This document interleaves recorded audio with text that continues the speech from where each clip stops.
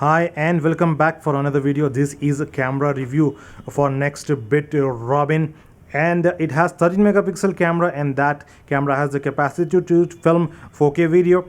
I have already seen some reviewers make a review on this camera, and they have said that the front camera's photographs have some grain in them, and I kind of agree with them because I have also taken some of the photographs and they turned out to be little grainy, but the detail is a lot there, and in good lighting conditions it takes some of the best photographs, and the rear camera is epic, I must tell you, and I am pretty much impressed with the rear camera's photographs. After the video I'll follow up with the photographs, and you can see the photographs and you can say that this is one of the best smartphones that you can buy at this price point. And there are flaws. I won't say that there are no flaws at all. Yes, there are, and I'll highlight them separately in other video. And right now just move into the camera review and tutorial.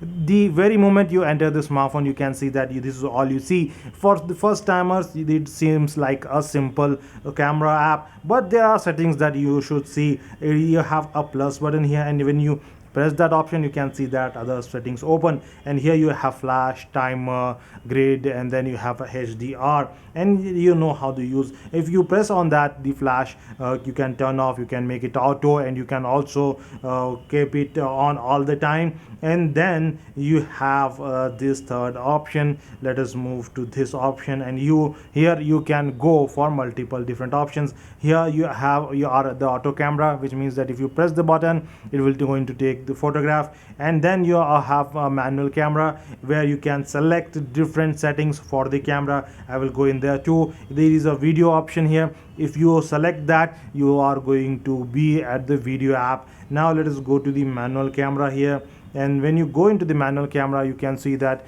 you are greeted with these four different settings. And now let us see them one by one. This is autofocus settings, you can adjust that. This is the settings for different light settings. Here you can go for tungsten and incandescent and all that. You can keep it auto if you want, and I recommend you keep that auto. And then you have brightness modifier, you can adjust the brightness and exposure here. And then there is a selection for the ISO. If you select the you can go up to 200 ISO, and that's the maximum you can go. And it is good thing that in a smartphone you have up to 3200 ISO, one of the good things among all the things in the smartphone. Then you have another setting option here. It is actually the main setting of the smartphone, and you can see that turn on. You have a location or locator here, and if you keep that on, the location will be put into the camera in your photograph. And then you have photo size, which is 4:3. You can select that too. You can make it to 16:4 and whatever you want.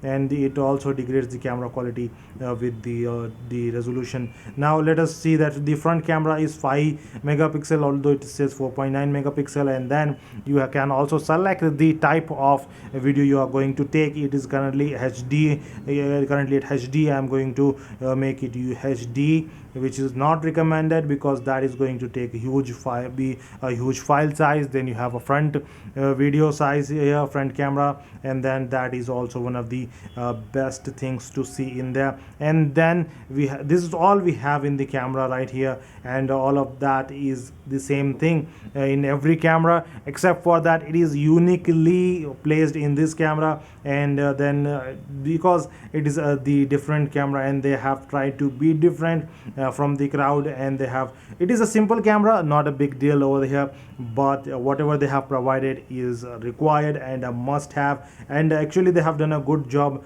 by providing a brightness exposure control, and then they have also done a good job providing a manual ISO selection. And you can actually go with any ISO. Usually most smartphones do is that they provide a range from 100 to 400, then 400 to 1600, then 16 to 3200. In most it ends with up to 1600 only. So in this case you can select manually whatever ISO you want to select.